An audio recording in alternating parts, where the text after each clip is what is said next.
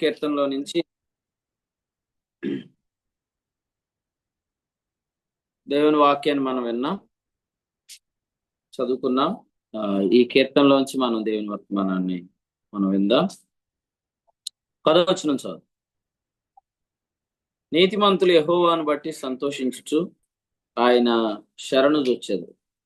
యథార్థ హృదయులందరూ అతిశయిల్లుదురు. తర్వాత ఇక్కడే మరలా వచనం 6 చూడండి, లేదా 4. యథార్థవంతులు కొట్టవలనని చాటైన స్థలములలో చేదు మాటలను బాణములుగా సంధించుదురు. వారు భయమేమీ లేక అకస్మాత్తుగా వారిని కొట్టినారు. ఈ కీర్తనలో మనము చదువుతున్నట్లుగా యథార్థ హృదయులు అతిశయిల్లుదురు అని చెప్పాడు. మనము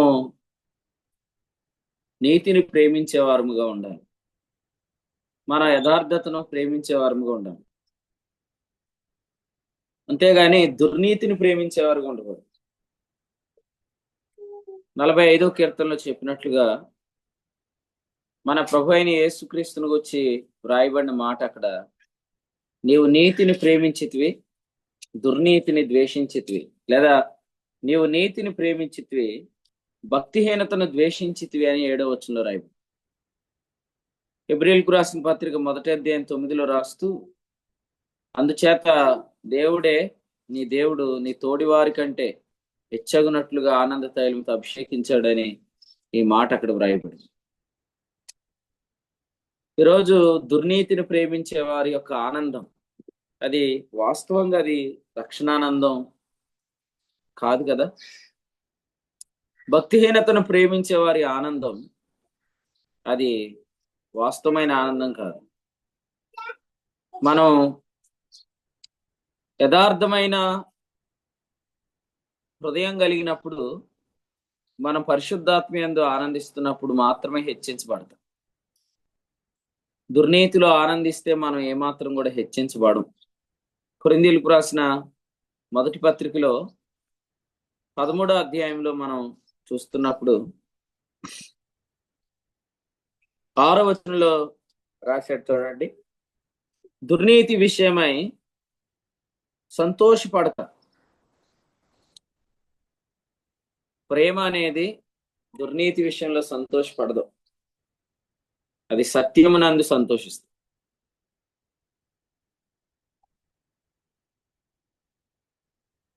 ఆనందాన్ని ప్రార్థన చేశారు, జకర్యాను ప్రార్థన చేశారు కదా, అహరోనన్ను ప్రార్థన చేశారు.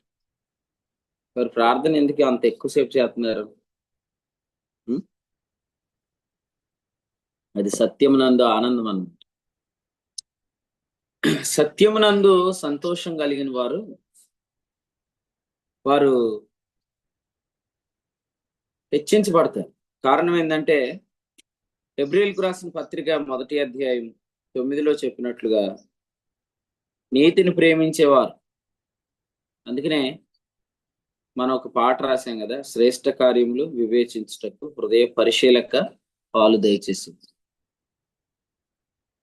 స్పష్టముగా నీ వాక్యం ప్రజలను చేరునట్లు ప్రణాళికలు వేసితివి, పాత్రగణను చేసితివి.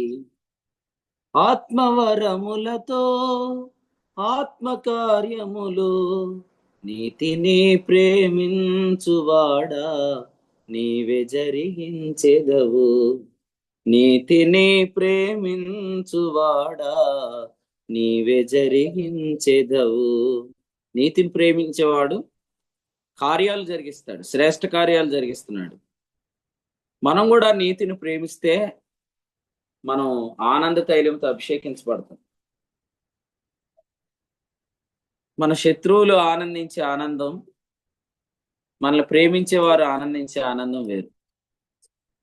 మన శత్రువులు 62వ కీర్తనలో మనం చదివినట్లుగా వారు మనల్ని పడగొట్టవలనే ఆలోచిస్తున్నారని రాశాడు. కాబట్టి వారి ఆనందం మనం పడిపోవటంలో ఉంటుంది. కానీ ఇందాక ప్రార్థన చేసినట్లుగా ప్రభు అందరి మధ్యలో మనం లేపి నిలబెడతాడు. సో ప్రభు సత్యమునందు ఆనందించే కృపను మనకు అనుగ్రహించాడు. సత్యం. ఈరోజు అనేక మంది ఈ సత్యంలోనికి వస్తున్నారు అని మనం ఆనందిస్తున్నాం. అనేక మంది ఈ ఏర్పాటులోనికి వస్తున్నారు అని మనం ఆనందిస్తున్నాం. మాత్రమే కాదు, ప్రభు మనకు అనుగ్రహిస్తున్న వర్తమానాలను బట్టి మనం ఆనందిస్తున్నాం. దాచుకొనకుండా, మరుగు చేయకుండా. ఇది ఆయన నమ్మకత్వమే. ఆయన బయలుపరుస్తున్న సత్యాన్ని బట్టి ఆనందిస్తున్నాం. ఇటు ఆనందం మనలో జీవాన్ని ప్రేమిస్తే మాత్రమే, యథార్థతను ప్రేమిస్తే మాత్రమే మనలో కలుగుతుందన్నమాట.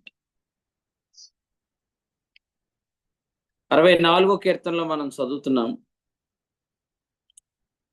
చాటైన స్థలములలో చేదు మాటలను బాణములుగా సంధిస్తున్నవారు వారికి భయం లేదని చెప్పారు. యథార్థవంతుల జోలికి వెళ్ళే వారికి భయం లేదు. కానీ అక్కడే కొంచెం క్రిందకి రాస్తూ 7వ వచనంలో అన్నాడు, దేవుడు బాణంతో వారిని కొట్టును అని చెప్పాడు. దేవుడు వారిని బాణంతో కొట్టును అని చెప్తూ అన్నాడు, వారు ఆకస్మికముగా గాయపరచబడతారు. నేను మొన్న తణుకులో కూడా చెప్పాను. ఆకస్మికమైన పరిస్థితులు మనకు రావు.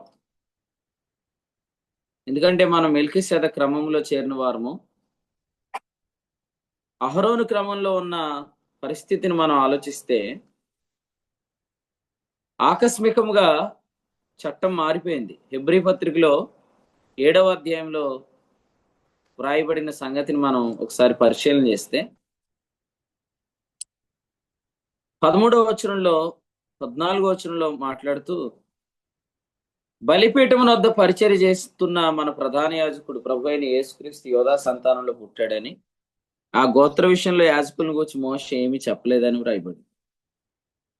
మోషే అహరోను గురించే రాశాడు కానీ మోషే మెల్కీసెదెకును గురించి, అనగా యోధా గోత్రంలో పుట్టి చేసి యాజకత్వం గురించి రాయలేదు. కానీ అది మార్పు చెందింది. లేకపోతే అహరోను క్రమం ఆగిపోయింది, మెల్కీసెదెకు క్రమం ఆరంభమైంది. ఇది కొంతకాలం ఉండి పోయేది కాదు. 7వ అధ్యాయం 3వ వచనంలో చెప్పినట్లుగా అంతము లేని యాజకత్వం. సమూయేలు 2వ గ్రంథం 7:14లో చెప్పినట్లుగా అంతము లేని సింహాసనం. లూకా సువార్త 1వ అధ్యాయంలో వ్రాయబడినట్లుగా యుగ యుగములు ఉండే సింహాసనం, అంతము లేని సింహాసనం. లూకా 1:33. సౌలుకు ఇంకో ఛాన్స్ లేదు, అహరోనుకు ఇంకో ఛాన్స్. అహరోను క్రమానికి, సౌలు సింహాసనానికి అవకాశమే లేదు. ఇది ఆకస్మికంగా జరిగింది. ఈరోజు కూడా మన లోకాన్ని గమనిస్తున్నప్పుడు తెస్సలోనిక మొదటి పత్రిక 5:3లో రాయబడింది, దొంగ ఎలాగూ వచ్చునో అలాగే ప్రభు దినం వచ్చునో ఆకస్మికమైన నాశనం వారికి తటస్థిస్తుంది అని చెప్పాడు. కానీ మన విషయంలో అలా జరగదు. ఆకస్మికమైన మరణం కాదు మనకి వచ్చేది. హెబ్రీ పత్రికలో రాస్తూ అన్నాడు, ఆ యాజకులు మరణం పొందుతారు కానీ మెల్కీసెదెకు అంతము లేనివాడు అని చెప్పబడింది. లోపము లేనివాడు. హెబ్రీ పత్రిక 8వ అధ్యాయంలో రాసిన మాట ఏంటంటే, లోపము లేనివాడు. 7వ వచనం. మాత్రమే కాదు, మరణం లేనివాడు, మార్పు లేనివాడు, సరిపోయినవాడు. ఇంకా ఒక మాటలో చెప్పాలంటే రీప్లేస్ చేయడానికి ఆయన విషయంలో ఇంకా అవకాశమే లేదు. ఇదంతా ఎందుకు వచ్చింది మన ప్రభువుకి స్థానం? ఆయన నీతిని ప్రేమించాడు కాబట్టి, భక్తిహీనతను ద్వేషించాడు కాబట్టి, నీవు నా కుమారుడు అని ఆయనతో చెప్పిన వాడే ఆయనను హెచ్చించాడు. 5వ అధ్యాయం హెబ్రీ పత్రిక 5లో చెప్పాడు, నీవు నా కుమారుడువు, నేడు నిన్ను కని ఉన్నానని ఆయనతో చెప్పిన వాడే ఆయనను మహింపరిచాడు. మహింపరిచాడంటే మెల్కీసెదెకు యొక్క క్రమం చొప్పున యాజకత్వాన్ని అప్పగించాడు. ఇప్పుడు 7వ అధ్యాయం 4లో ఏమన్నాడు? ఇతడెంత గనుడో చూడు. మన అంతం అవ్వాలని శత్రువు కోరుకుంటాడు. మనలో ఏదైనా లోపం ఉంటే తొలగిస్తారేమోనని ఆశపడతాడు. మరణం బలహీనత గల మనుషులమని అవకాశాన్ని వెతుకుతాడు. కానీ వాక్యంలో ఏముందంటే 8వ అధ్యాయంలో 7వ వచనంలో అవకాశం ఉండనేరదు అన్నాడు. అంతే, అవకాశం లేదు ఇక. ఎవరికి అవకాశం లేదు? దావీదు వచ్చాక సౌలుకి అవకాశం లేదు. ఎవరికి అవకాశం లేదు? మెల్కీసెదెకు వచ్చాక అహరోనుకి అవకాశం లేదు. ఎలా వచ్చింది ఈ హెచ్చింపు, ఈ స్థానం ఎలా వచ్చిందంటే నీవు నీతిని ప్రేమించావు, భక్తిహీనతను ద్వేషించావు. దుర్నీతిలో ఆనందించే అవకాశం మనకు వచ్చినా దానిలో మనం ఆనందించకుండా ఉండటాన్ని బట్టే ఈరోజు ఆనంద తైలంతో ప్రభు మనల్ని అభిషేకించాడు. ప్రభుకు స్తోత్రం. 64వ కీర్తనలో మనం చదువుతున్నట్లుగా హెబ్రీ పత్రిక 7:4లో చెప్పాడు, ఇతడు ఎంత గనుడో చూడు. ఈ ప్రభుత్వం కూలిపోతుంది అని మెల్కీసెదెకును గురించి అనుకోకూడదు. ఈ సింహాసనం తొలగిపోతుంది అని దావీదును గురించి అనుకోకూడదు. ఇంకా మనం దేనికి సిద్ధపడాలంటే ఆ ప్రభుత్వం ఎంత ఘనమైందో ప్రభు చూపిస్తాడు. రోమాపత్రిక 6వ అధ్యాయంలో పాప ప్రభుత్వం పోయింది. 7వ అధ్యాయం 1వ వచనంలో ధర్మశాస్త్ర ప్రభుత్వం పోయింది. 6వ అధ్యాయం 8వ వచనంలో మరణ ప్రభుత్వం పోయింది. కానీ కృప నిరంతరము ఏలుతుంది. 118వ కీర్తన 1వ వచనంలో చెప్పినట్లుగా యెహోవా దయాళుడు, ఆయన కృప నిరంతరము నిలిచింది. కాబట్టి కదిలిపోయే వాటిని మనం ప్రేమించట్లేదు, కదిలిపోయే వాటిని మనం ఆశ్రయించట్లేదు. 125వ కీర్తన 1వ వచనంలో చెప్పినట్లుగా యెహోవా యందు నమ్మిక ఉంచువారు కదలక నిత్యము నిలుచు సియోను కొండవలే. నమ్మిక ఉంచుట అంటే విశ్వాసం. సీనాయి కొండ ధర్మశాస్త్రాన్ని సూచిస్తుంది, సియోను కొండ విశ్వాసాన్ని సూచిస్తుంది. సీనాయి కొండ ధర్మశాస్త్రాన్ని సూచిస్తుంది, సియోను కొండ కృపను సూచిస్తుంది. మనం నిలబడింది ఎక్కడ? మనం ఆశ్రయిస్తుంది దేన్ని? మనము హెబ్రీ 12:29లో చెప్పినట్లుగా నిశ్చలమైన రాజ్యానికి వచ్చాం. చాలా మంది దుర్నీతులు ఆనందిస్తున్నప్పుడు అవకాశం మనకు వచ్చినా మనం దేవునికి భయపడుతున్నాం.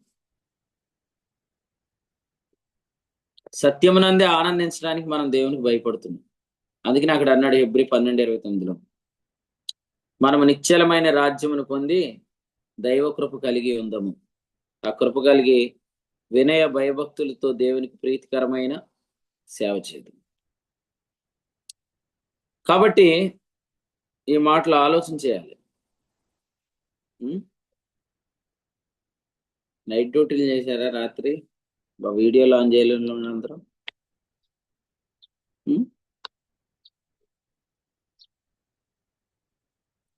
ఏమైనా రిక్వెస్ట్ చేసిన వాళ్ళు ఉన్నారా? ఇంకా ఎక్స్ట్రా ఎవరైనా ఉన్నారా వీడియోస్ ఆన్ చేయని? ఇంకా ఉన్నారండి, పెట్టాను అందరికి రిక్వెస్ట్.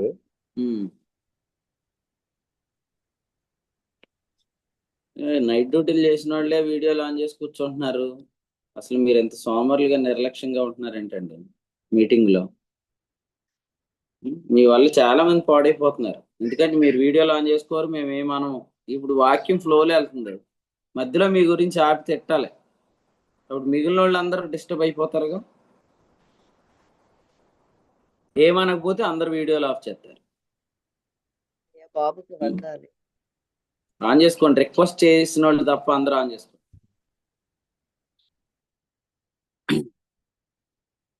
64వ కీర్తనలో మనం చదువుతున్న సందర్భంలో ఇక్కడ ఒక మాట చెప్పాడు చూడండి, 6వ వచనం, ప్రతివాని హృదయాంతరంగము అగాధము. అంటే యథార్థవంతులను కొట్టాలని చాటైన స్థలములో చేదు మాటలు బాణములుగా సంధించేవారు ఎవరైతే ఉన్నారో వాళ్ళ అంతరంగం అగాధం అని చెప్పాడు. అంటే వాళ్ళు ఏమనుకుంటారంట? ఇక్కడ చెప్పాడు చూడండి 5వ వచనం, మనల్ని ఎవరు చూస్తారు? చూసారా? మనల్ని ఎవరు చూస్తారు అనుకుంటున్నారంట. అంటే వీళ్ళకి దేవుని భయం లేదు. 3వ వచనంలో చెప్పాడు, ఒకడు కత్తికి పదును పెట్టినట్లు వారు తమ నాలుకలకు పదును పెడుతున్నారు, కుట్ర చేస్తున్నారు అన్నాడు 2వ వచనంలో. ఇదంతా ఎందుకు చేస్తున్నారంటే క్లియర్గా చెప్పాడు.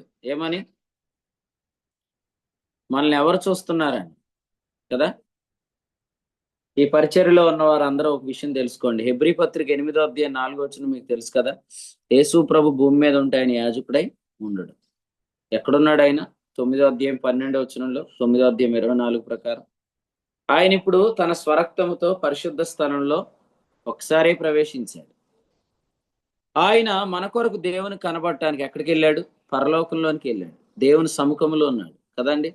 ఎంతమంది ఈ సత్యంలో జీవిస్తున్నారో మీరు అందరూ కూడా మనం ఎల్లప్పుడూ దేవుని ఎదుట ఉన్నాము అనే కాన్షియస్నెస్ కలిగి ఉండొచ్చు. కాబట్టి దేవుడు చూస్తున్నాడు, దేవుడు వింటున్నాడు. అబద్ధాలు ఆడుతున్నారు చాలా మంది. నువ్వు ఇలా అన్నావు, అవునా కాదంటే నేను అనలేదు. నువ్వు ఇలా చేస్తున్నావు అంట కదంటే నేను చేయలేదు. ఎందుకు? ఒక కాన్ఫిడెన్స్ ఉంది దేవుని భయం లేని వాళ్ళకి. కానీ ఆ కాన్ఫిడెన్స్ ని దెబ్బతీసే మాట 63వ కీర్తన 11 నిన్న మనం విన్నాం. అబద్ధములాడు వారి నోరు మూయబడుతుంది. అపోస్తల కార్యముల గ్రంథం 5వ అధ్యాయం ఇక్కడ ఏం చెప్పాడు? 4వ వచనంలో అబద్ధం ఆడుతున్న వారు 3వ వచనంలో చెప్పాడు మోసపుచ్చుతున్నారని చెప్పాడు కదా. చాలా విచారం ఏంటంటే అసలు కొంతమంది అబద్ధం ఆడటానికి భయపడలేదు, అబద్ధం ఆడుతున్నారు. అసలు మన పరిచర్యలో ఈ వాక్యం ఉంటున్న వారు ఎవరు అబద్ధాలు ఆడకూడదు. ఎందుకంటే అసలు అబద్ధం ఆడటం అనేది ఒక మోసం. ఒకసారి నిజం చెప్పామనుకోండి, ఎన్ని అబద్ధాలు ఆడాలి? ఒకసారి అబద్ధం ఆడితే ఎన్ని అబద్ధాలు ఆడాలి? ప్రభువు మనకి అబద్ధం ఆడుట అనేది తొలగించును కాక. అబద్ధములు ఆడుట అనేది మోసం చేయటం. ఎందుకు అబద్ధం ఆడుతున్నాం? ఎందుకంటే యథార్థవంతులను కొట్టాలని చాటైన స్థలముల్లో చేసే పనులు ఏవైతే ఉంటాయో అవన్నీ కూడా భయం లేకుండా, దేవునికి మరుగైంది ఏది లేదు కదా. హెబ్రీయులకు రాసిన పత్రికలో రాయబడిన వాక్యాన్ని మనం చూస్తున్నప్పుడు 4వ అధ్యాయంలో చెప్పాడు ఏమని? 13వ వచనంలో ఆయన దృష్టికి కనబడని సృష్టమేది లేదు. ఈరోజు 12వ వచనంలో రాయబడినట్లుగా మనకు దేవుడు అప్పగిస్తున్న వాక్యాన్ని బట్టి, దేవుడు మనకు అప్పగిస్తున్న తలంపులను బట్టి మనకు క్లియర్గా అర్థమైపోతుంది. ఏమనంటే ఎవరు ఏం చేస్తున్నారో తెలిసిపోతుంది. తెలుస్తుందా లేదా? మనం ఏమైనా ఇన్వెస్టిగేషన్ డిపార్ట్మెంట్లు చదువుకున్నామా? కానీ దేవుని వాక్యం ద్వారా ఎవరు ఎటువంటి ఆలోచన కలవారో మనకు అర్థమవుతుంది. మీ పాటల పుస్తకంలో ఈ పాట ఉంటే చదువు పాడండి ఎప్పుడైనా. దేవ ఆశ్చర్యక్రియలు జరిగించితి. అందులో మొదటి చరణం ఏంటి? యేసు ప్రభు శరీరధారిగా రాలేదనేది ధర్మశాస్త్రోపదేశం. రెండవ మాట యేసుక్రీస్తు శరీరధారిగా రాలేదు మాత్రమే కాదు, ఆయన ఆత్మ మాత్రమే, ఆయన మనుషుడు కాదు అనేది నీకోలేతుల సందేశం. యేసుప్రభు భక్తుల్లో ఒకడు, ఆయన భక్తుల్లో ఒకడు, ఆయన ప్రత్యేకత ఏది లేదనేది మరొక ఉపదేశం. ఇప్పుడు ఇవన్నీ మనకు ఎలా తెలిసినాయి? ఆయన తెలియజేస్తేనే తెలుస్తాయి. ప్రకటన గ్రంథంలో తుయితేరా సంఘంతో మాట్లాడితే ఏమన్నాడు? 2వ అధ్యాయంలో అగ్ని జ్వాల వంటి కన్నులు గలవాడు, అపరంజి వంటి పాదాలు గలవాడు. మీరు ఏం చేస్తున్నారో మీ యొక్క పైన ఉన్న అధికారి సంచరించి చూడ్డా? మరి ఆయన తోటలో ఆయన సంచరించడా? ఆయన సంఘంలో ఆయన సంచరించడా? కొరింథీయులకు రాసిన 2వ పత్రిక 6వ అధ్యాయంలో మాట్లాడితే ఏం చెప్పాడు? 18 నుంచి మనము జీవము గల దేవుని ఆలయమై ఉన్నాము అనే దగ్గర చెప్పాడు. ఏమని చెప్పాడు? నేను వారిలో నివసించి సంచరింతును అన్నాడు. అందుకని 7వ అధ్యాయం 1వ వచనంలో ఏమన్నాడు? దేవుని భయం కలిగి ఉండండి అని చెప్పాడు. ఆయన సంచరిస్తున్నాడు, ఆయనకు అన్నీ తెలుసు. కొందరు నా గురించి ఏం చెప్పారంటే, వాక్యాలు చెప్తుంటుంటే ఆయన మా వాక్యాలు చెప్తున్నాడండి మాకు విరోధంగా అని. అసలు నేను ఒకటి చెప్తాను, నేను ఎవరిదో వాక్యం విని వాళ్ళకి విరోధంగా చెప్పేంత టైమే నాకు ఉండదు. కావాలంటే మీరు నా యూట్యూబ్ ఛానల్లో చాలా మంది దగ్గర ఉంది, సైన్ ఇన్ అయ్యారు కదా, నా హిస్టరీ చూడండి. నేను ఎప్పుడు ఎవరు మెసేజ్లు ఓపెన్ చేసి చూడండి.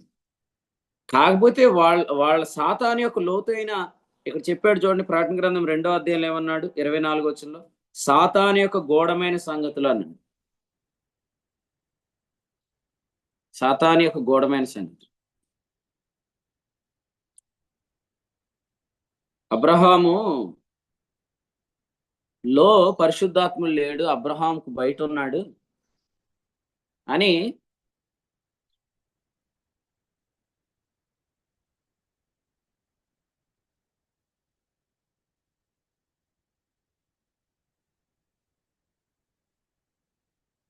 నా వాయిస్ కి కట్ అయిందా? అవునండి, కట్ అయింది. ఇప్పుడు వస్తుందా? వస్తుంది. కట్ అవుతుందా? ఇప్పుడు వస్తుందండి.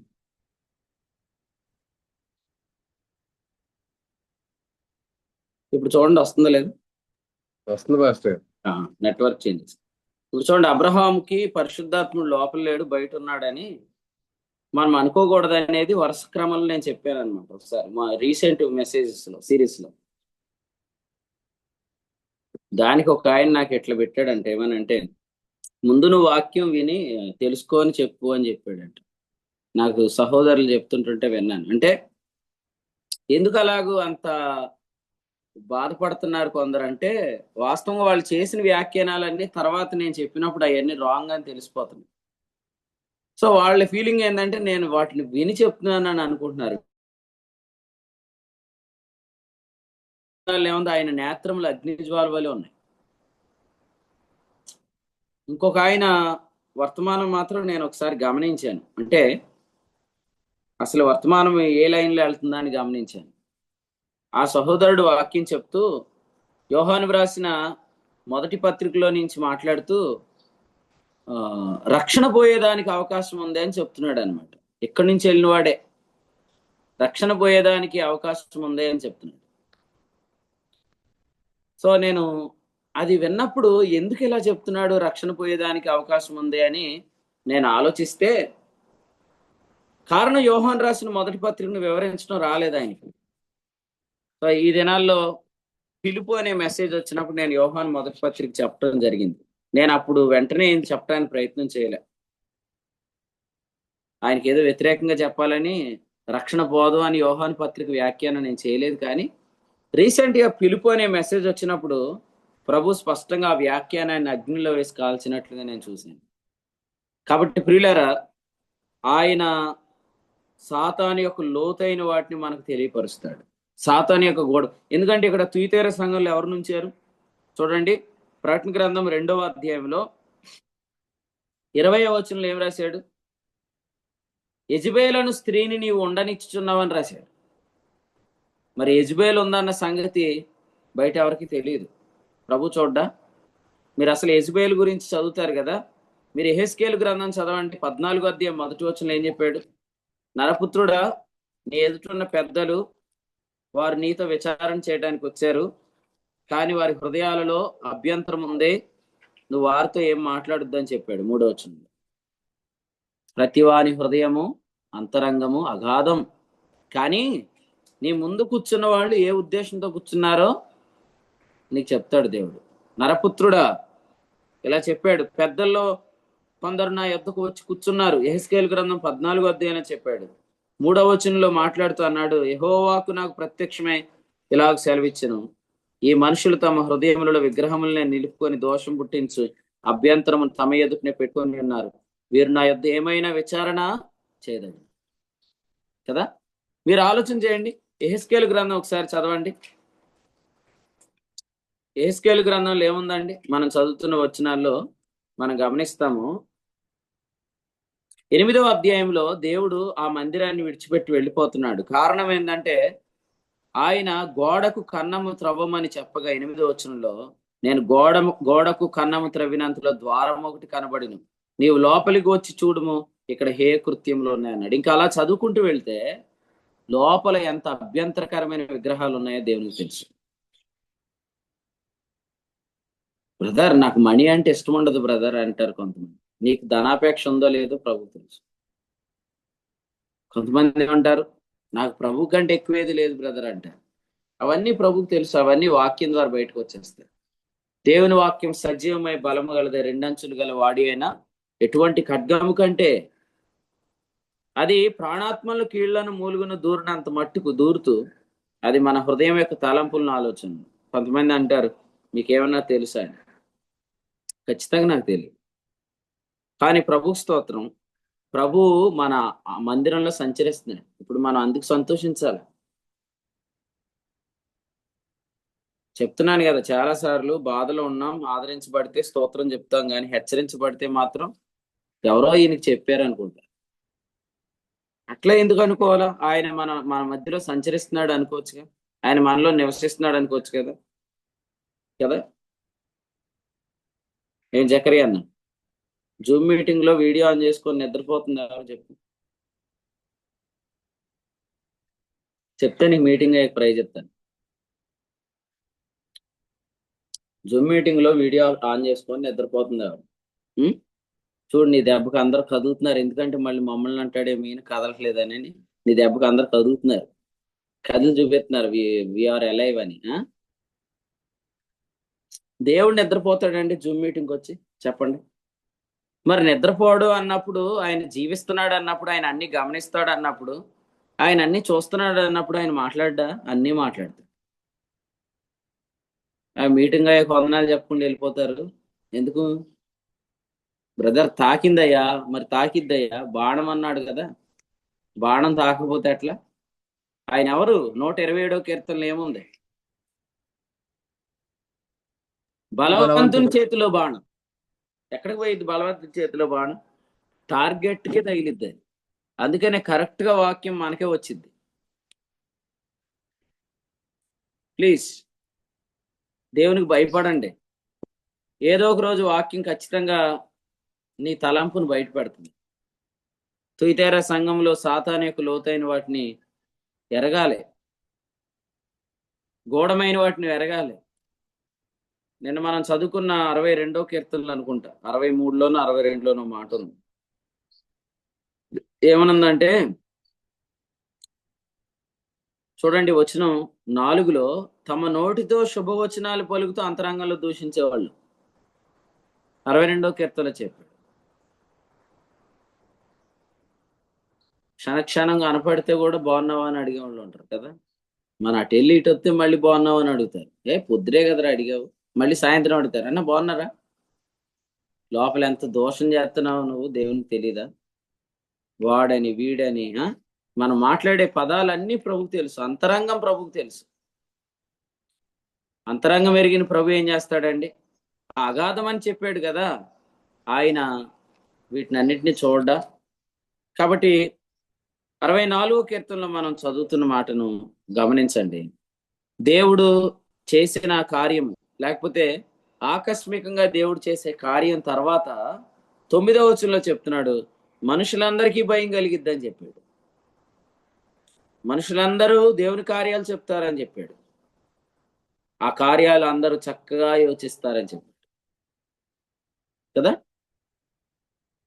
దేవుడు కొట్టిన తర్వాత అందరు చెప్పుకుంటారు, ఇక రే చెప్పుకున్నాం కదరా, అనుకున్నాం కదరా, అట్లా అన్నాడు. ఇక్కడ ఏమన్నాడు 7వ వచనంలో? దేవుడు బాణంతో వారిని కొట్టును, వారు ఆకస్మికముగా గాయపరచబడెదరు, వారు కూలెదరు, వారు కూలుటకు వారి నాలుకే కారణం. ఇప్పుడు అంటున్నాడు 9, మనుషులందరికీ భయం వస్తుందంట, వాళ్ళు దేవుని కార్యాలు చెప్తారంట, ఆయన కార్యాలు చక్కగా యోచిస్తారంట. అపోస్తుల కార్యముల గ్రంథంలో 5వ అధ్యాయంలో ఏం చెప్పాడు? మీరేమి చేయబోతున్నారో జాగ్రత్త సుమండి అని 36వ వచనం. యెరూషలేము సంఘం అంటే అది గేమ్స్ ఆడే సంఘం కాదు, అది దినదినాభివృద్ధి చెందుతున్న సంఘం. మరి దినదినాభివృద్ధి చెందుతున్న పరిచర్య జోలికి రాకూడదు. అపోస్తుల కార్యముల గ్రంథం మీరు చదవండి, 6వ అధ్యాయంలో మీరు చదవండి. 1వ వచనంలో శిష్యుల సంఖ్య విస్తరిస్తుంది. రాత్రి నల్లజార్లకి శ్రీకాకుళం నుంచి ఒక తమ్ముడు వచ్చాడు, తర్వాత జంగారెడ్డిగూడ నుంచి ఒక తమ్ముడు వచ్చాడు. వాళ్ళు చెప్తున్నారు వాళ్ళకు డౌట్ ఉందంటే అది అడుగు తెలుసుకోవడానికి కూడా ప్రత్యేకంగా మీటింగ్ అయ్యాక వచ్చారనమాట. నన్ను అడిగారు, అన్న రోజుకి ఇన్ని మెసేజ్లు చెప్తున్నావు కదా, ఎక్కడ ప్రిపేర్ అవుతున్నావు అన్నా అని అడిగారు అనమాట. అడిగితే నేనన్నాను, లేదయ్యా నేను ప్రిపేర్ అయ్యేది ఏం లేదు, ప్రభు మనకు తలంపులు ఇస్తున్నాడని చెప్పింది. అప్పుడు వాళ్ళు అడిగారని ఆసక్తిగా నా బైబిల్ తీసి వాళ్ళకి చూపించాను. ఇందులో ఒక టిక్ అన్న ఉందా చూడు, ఒక పెన్న టిక్ అన్న ఉందా అని. ఈ రిఫరెన్స్లన్నీ ఎట్లా గుర్తుంటున్నాయి అన్నాడు అడుగుతున్నాడు. అంటే వాళ్ళకి ఆసక్తి అన్నమాట. ఏమనంటే తెలుసుకోవాలి. ఓ డౌట్ ఉందా అన్న అని అడిగారు ఇద్దరు రాత్రి. మరి మీరు ఆలోచన చేయండి, శ్రీకాకుళం నుంచి ఆ తమ్ముడు వస్తున్నాడంటే, గుంటూరు నుంచి ఆ తమ్ముడు వచ్చాడంటే, వీళ్ళందరూ ఎవరండి? శిష్యుల సంఖ్య విస్తరించింది. మరి శిష్యుల సంఖ్య విస్తరిస్తున్న పరిచర్య జోలికి వెళ్ళే వాళ్ళకి మనం ఏం చెప్పాలి? ఈ మనుషుల విషయమై జాగ్రత్త సుమండి, మీరేం చేయబోతున్నారో జాగ్రత్త సుమ. రాత్రి ఒక ఆశ్చర్యం జరిగిందండి. మేము కారులో వెళ్తున్నాం మీటింగ్కి. క్యాలిక్యులేటర్ తీసి 1948కి ఒక నంబర్ యాడ్ చేసి 84 యాడ్ చేసి అందులోంచి -5 తీసారనమాట. మీరు యాడ్ చేసి చూడండి. 1948 + 84 - 5 = 2027 అని వచ్చింది. అయితే వచ్చింది, నేను వెళ్ళిపోతుంటే నాకు ఈ క్యాలిక్యులేటర్ ఇచ్చి, ఇందులో 84 కలిపాం కదా, అది బాగానే ఉంది కానీ -5 ఎందుకు చేసామని అడిగారు. నాకు అదేమో అర్థం అవ్వలేదు. నేను వెళ్ళిపోయాను.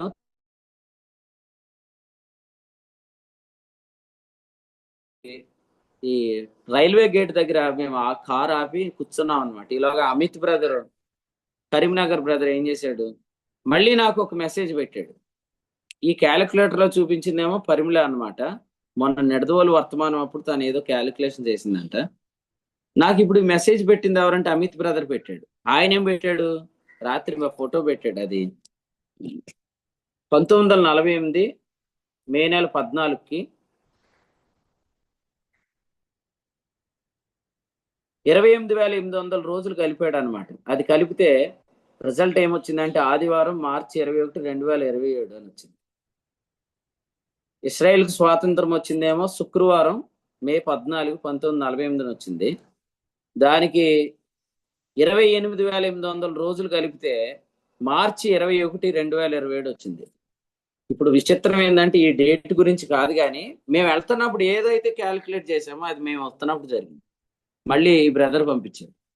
సో ఎందుకు పంపించుంటాడు, నేను బ్రదర్ కూడా అడిగాను ఎందుకు అని, ఆడియో పెట్టాను. బ్రదర్ చూడలేదు, ఇంకా జూమ్ లో అయితే జాయిన్ అయ్యారు. కానీ అయితే ఒక విషయం అయితే వినండి.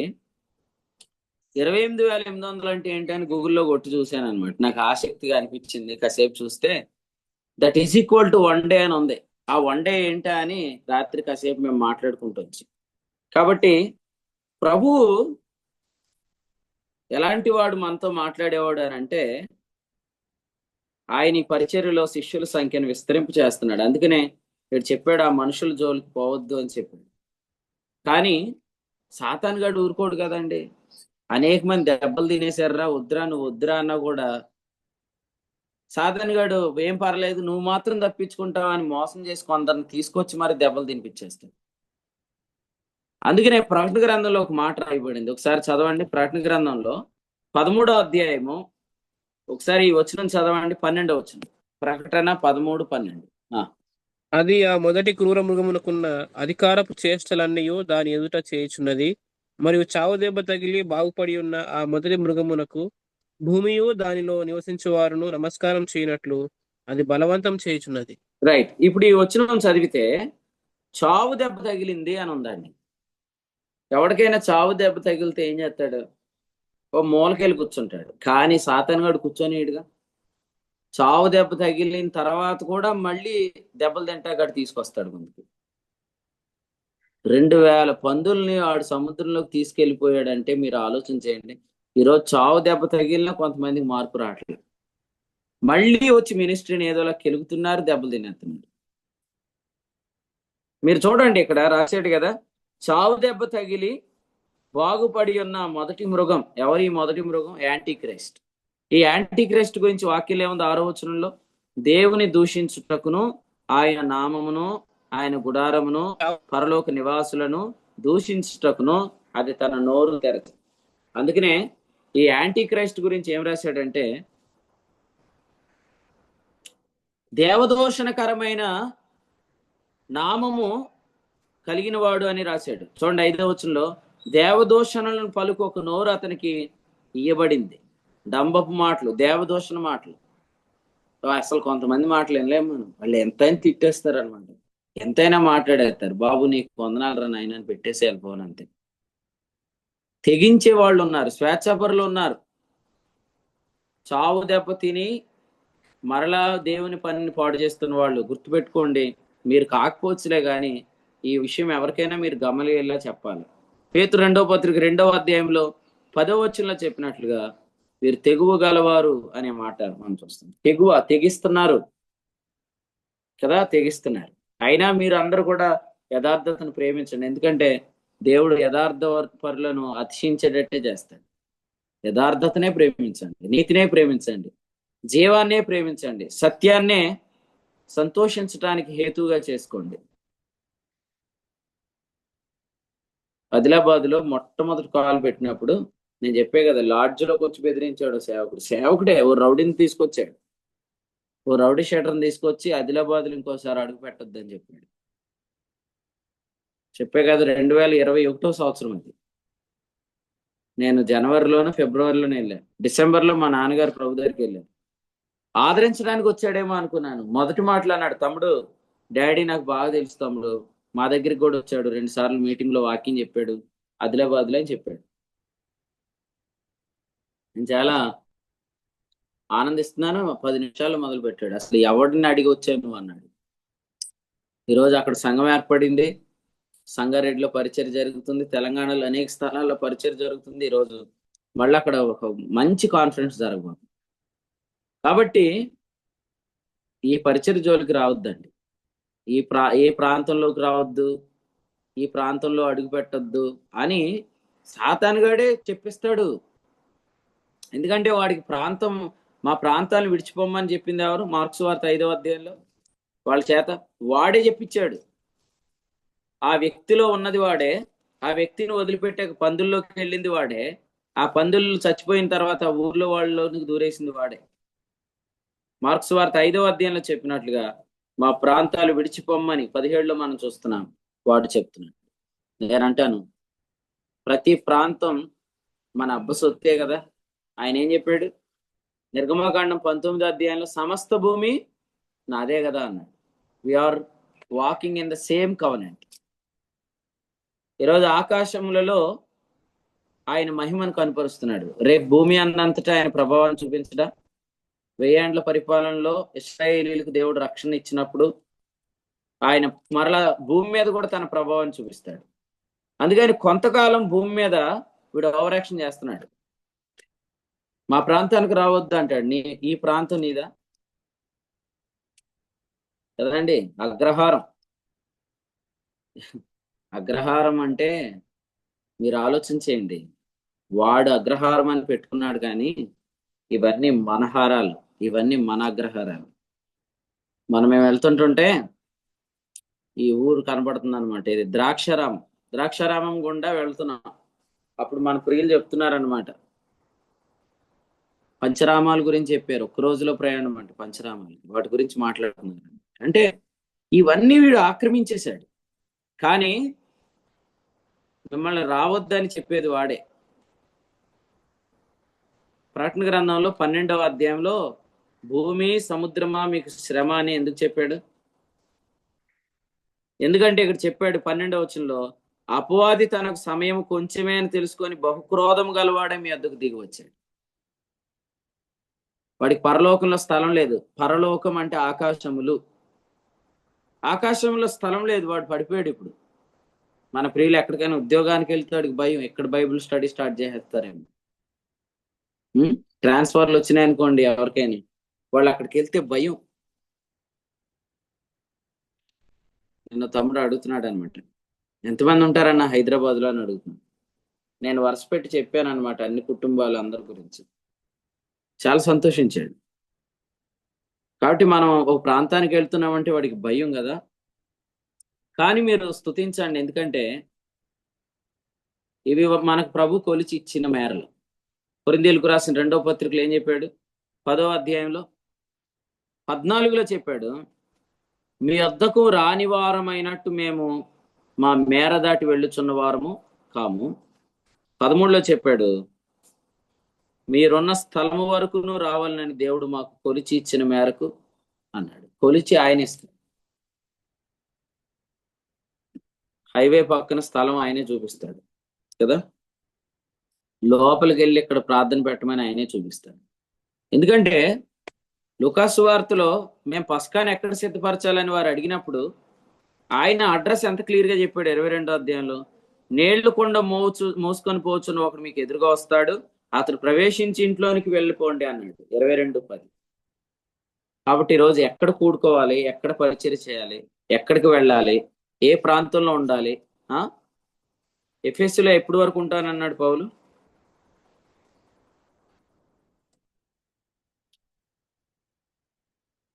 కొరింథీయులకు రాసిన మొదటి పత్రిక 16:9 ఏమన్నాడు? పెంతుకొస్తు వరకు ఎఫెసులో నిల్చుంటానన్నాడు. ఎప్పుడు వరకు ఎక్కడ ఉండాలో ఆయనకు తెలుసు, అక్కడ ఉంచుతాడు.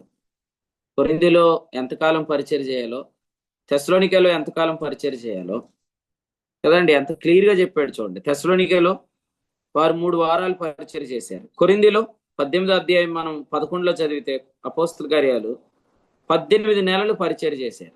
అంటే 3 అర్ధ సంవత్సరాలు. 3 వారాలు ఎక్కడ? తెస్సలోనిక అంటే మాసిదోనియా ప్రాంతంలో ఉంది. కొరింథీ ఎక్కడ ఉంది? అకియాలో. అక్కడ ఎంత? 3 అర్ధ సంవత్సరాలు. సో ఎక్కడ ఎంతవరకు నిలిచుండాలో అంతా మన ప్రభు చెప్తాడు. వాడేవాడు రావద్దు అంటానికి, వాడేవాడు ఎక్కడికి వస్తే కుదరదు అంటానికి, వాడి కాదు ఇవి. చెప్పండి, భూమిని సృష్టించింది ఎవరు? కొలస్సీ 1:16 యేసుప్రభు కాదా? మరి భూమిని విమోచించింది ఎవరు? కొలస్సీ 1:19 ఆయనే కదా. కాబట్టి విమోచించబడిందంతా మన సొత్తే. యేసు బాబు, గుంటూరు మిర్చి అడ్డంత ఎవరిదే?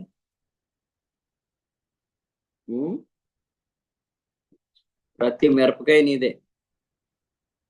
ఎందుకంటే భూమి మనదే, భూమి మన తండ్రిది. ఆయన దాన్ని సృష్టించాడు, ఆయన దాన్ని విమోచించాడు. ఏం మధ్యవేయాలన్నా? లంక ఎవరిదే? అదండి, మీదే. గోదావరి ప్రాంతం అంతా మనదే. మన ఫోన్లో దాన్ని మనం చూసి అంత అందంగా ఉంటుందా? మన ఫోన్లో మనం దాన్ని వీడియో తీస్తే అంతే బ్యూటిఫుల్ సీనరీస్ కదండి. మనము వాస్తవంగా గమనించినట్లయితే మనం చూస్తున్నంత అద్భుతంగా మన ఫోన్లోనికి రావు. సత్యానవ్ గారి దగ్గర సుమారు వాళ్ళ అమ్మాయి ఫోన్ ఉందన్నమాట, ₹1,00,000 విలువ చేసేది.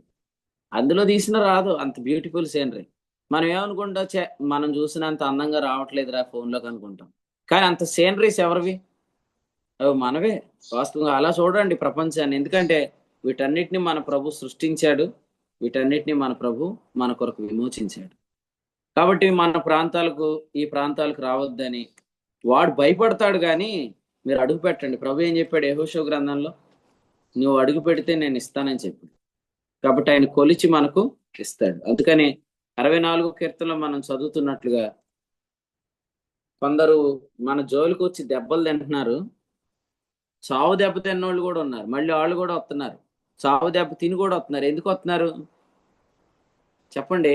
ఇశ్రాయేలీయులు వెనకాల ఐగుప్తీయులు వస్తున్నప్పుడు ఆల్రెడీ వాళ్ళు చావు దెబ్బ తినలేదా? తొలి కుమారుడు చచ్చిపోయిన వాళ్ళు అందరూ వస్తున్నారు. ఫరో వీళ్ళందరిని తీసుకొని బయలుదేరాడు 600 మందిని. వాళ్ళకి అర్థమైపోయింది 14 వచనంలో ఏమని? యెహోవా వారి పక్షంగా యుద్ధం చేస్తున్నాడు అని అర్థమయ్యి వాళ్ళు అంటున్నారు 25లో, పారిపోదాం రండి అంటున్నారు. ఇంకేడ పారిపోతారు? ఎందుకంటే 27లో మనం చూస్తున్నాము, ఐగుప్తులను దేవుడు నాశనం చేశాడు, ఒక్కడిని కూడా మిగలనే లేదని చెప్పి. ఏంటి, లివర్ పాడైపోయినోడు మళ్ళీ మందు దగ్గరికి వెళ్ళట్లేదా? కిడ్నీ పాడైపోయినోడు మళ్ళీ మందు దగ్గరికి వెళ్ళట్లేదా? చెప్పండి. స్మోకింగ్ చేసి లంగ్స్ పాడైపోయినోడు మళ్ళీ సిగరెట్ దగ్గరికి వెళ్ళట్లేదా? అలాగే సాతానుగాడి చేత వాడబడి దెబ్బలు తిన్నోడు మళ్ళీ సాతానుగాడి చేత మళ్ళీ వాడబడతాడు. కానీ ఈసారి మాత్రం వాడికి ప్రభు ఎటువంటి నాశనం కలుగు చేశాడు చూడండి. 14వ అధ్యాయము మనం చూస్తున్నాము 31లో, దెబ్బకే ఇశ్రాయేలీలందరికీ దేవుని పట్ల భయం కలిగింది, మాత్రమే కాదు, మోషే మీద నమ్మకం కలిగింది. కొన్ని ఇలాంటివి జరిగితే స్తోత్రమే. ఆ? ఎందుకంటే స్కూల్లో చూడండి, పక్కోడు కొడితే పక్కోడు సెట్ అయిపోతాడు. ఈత కర్రలు తెచ్చి కొట్టేసేవారు మా రోజుల్లో. ఇప్పుడు అసలు ఏమి లేదు కదా. ఈత కర్ర పెట్టుకొని ఒకటి పక్కన వాయించాడంటే ఇటు పక్కోడు వెంటనే రాత్రి మనం విన్నట్టుగా సమస్తం కుదురుబాటు వచ్చేసింది. మార్కు 7:27, ఈయన సమస్తమును బాగుగా చేస్తున్నాడు అన్నట్టుగా. నోటు మీద వేలేసేవాడు వేస్తాడు, బాస్పెట్లు వేసేవాడు వేస్తాడు, పుస్తకం తీసేవాడు తీస్తాడు, తెగ చదివేస్తాడు. ఎందుకు? పక్కోని కొడితే వీడికి భయం వేసిద్ది. అలాగే దేవుడు కొందరిని దెబ్బలు తగులుతుంటుంటే ఇశ్రాయేలుకు భయం వేసిందంట, మోషే మీద వారికి నమ్మకం కలిగిందంట. అపోస్తుల కార్యాలు 5వ అధ్యాయంలో అననీయ సప్పీరకు పడిన దెబ్బకి, ఆ షార్ట్ దెబ్బకి అక్కడ మనం చూస్తున్నాము 7వ వచనంలో లేదా 5వ వచనంలో మనం చూస్తున్నాము విన్న వారందరికీ భయం కలిగింది. 11వ వచనంలో సంఘమంతటికి ఈ సంగతులు వినిన వారందరికీ మిగిలి భయం కలిగింది. మీకు కూడా చెప్పిన కొంతమందిలో ఎందుకు మార్పు వచ్చింది అనుకుంటున్నారు? ఈ షార్ట్లో వాళ్ళు చూసి భయపడుతున్నారు. ఏంటండి ఎదురొచ్చి వందనాలు చెప్తున్నాడండి, ఎదురొచ్చి వందనాలు చెప్పకపోతే ఏమైంది? సావు దెబ్బ తిన్న వాళ్ళందరినీ గమనించాడు బాగా. అందుకని ఇప్పుడు ఎదురొచ్చి వందనాలు చెప్తాడు. వందనాలు చెప్తాడు, బ్రదర్ మీరు మా ప్రాంతానికి రండి అని ఇప్పుడు పిలుస్తాడు. వచ్చి మీరు రండి, మీరు 2 రోజులు మా ఇంట్లో ఉండండి అంటాడు. ఏంట్రా బాబు ఎంత విధేయత చూపిస్తున్నాడు అంటే, ఇక్కడ చెప్పాడు కదా ఏమని, సంఘమంతటికి విన్న వారందరికీ భయం కలిగిందని చెప్పాడు. ఏం లాజరస్ అన్న, అవునా కదా?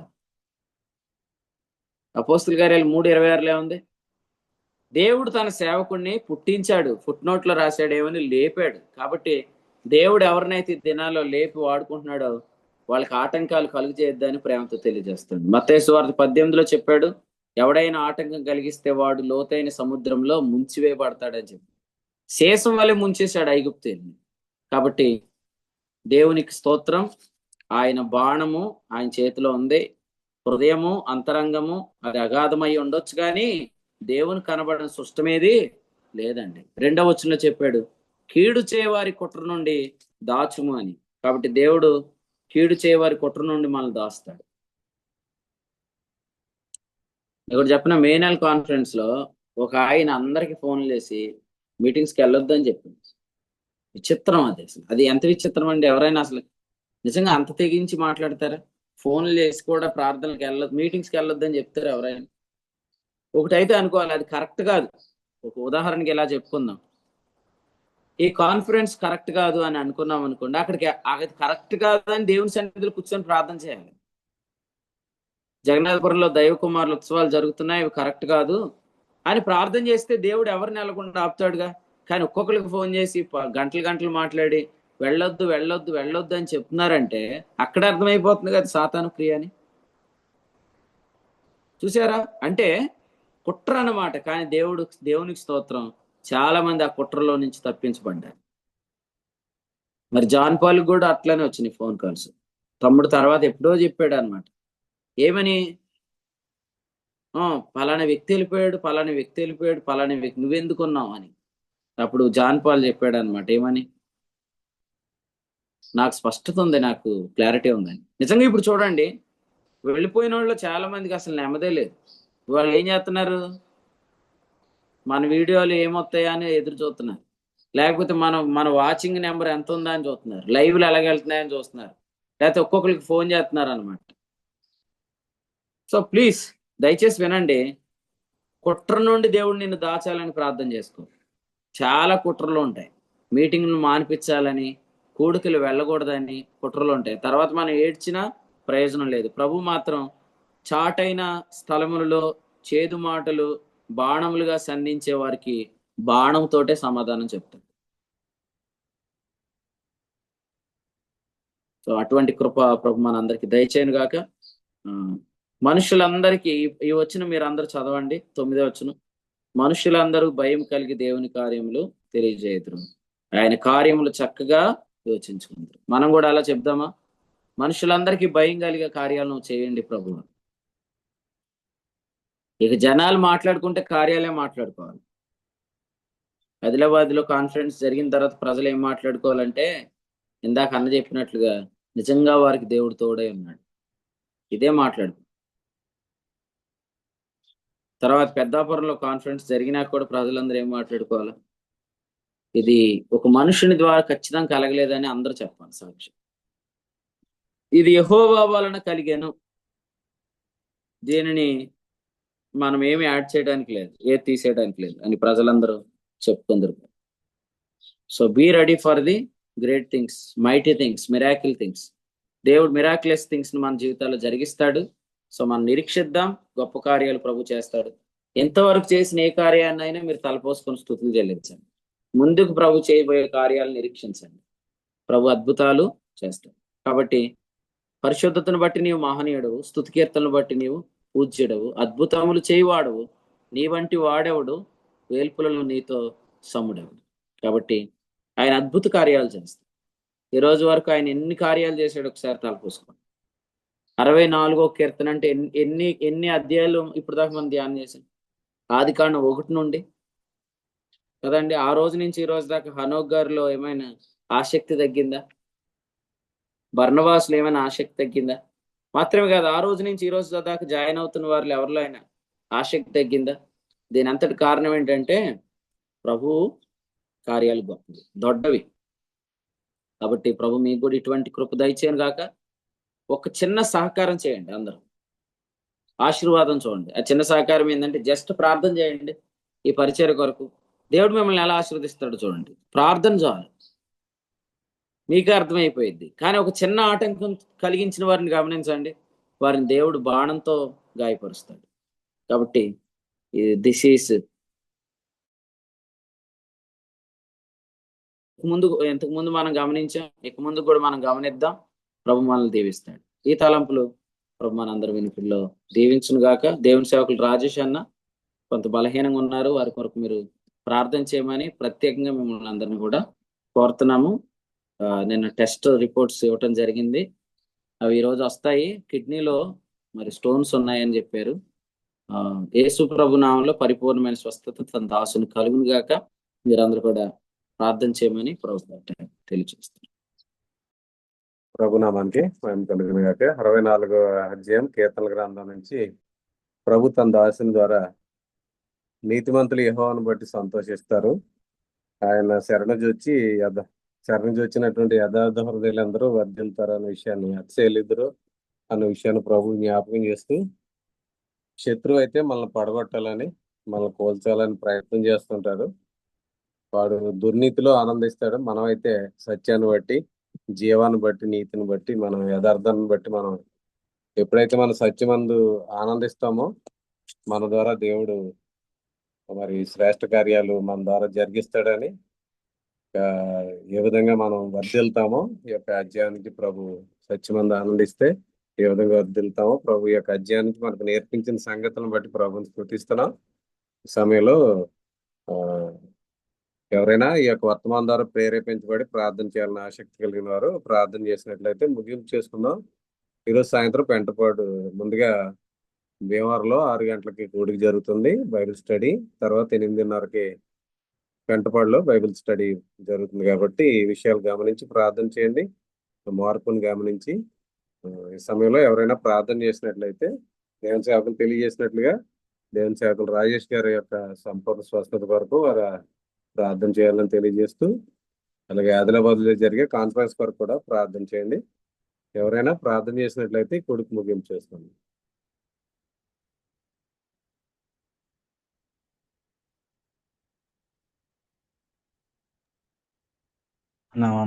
వందనాలు చేస్తారా?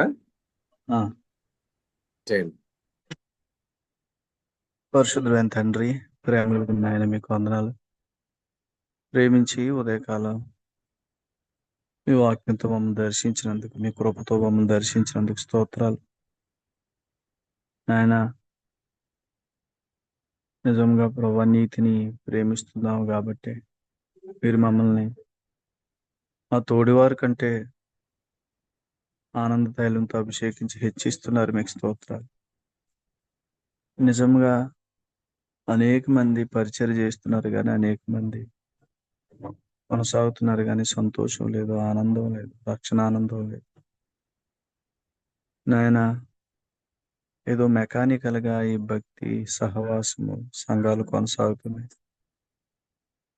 మేమైతే ప్రభువా నీతిని ప్రేమిస్తున్న కారణం చేత మా తోడు వారందరికంటే మాకు ఎక్కువ సంగతులు ఇస్తూ ఎక్కువగా మమ్మల్ని గనపరుస్తున్నందుకే స్తోత్రాలు చెల్లిస్తూ ఉన్నాం. నాయన మీకు రీప్లేస్మెంట్ లేదు మా ప్రభువా. మిల్కీ సెదక్ అంటే ఒక్కడే. మిల్కీ సెదక్కి రీప్లేస్మెంట్ లేదు. దావీదు సింహాసనం రీప్లేస్మెంట్ లేనిది. నాయన మార్పు లేని వాడవుగా, మార్పు చెందని వాడవుగా,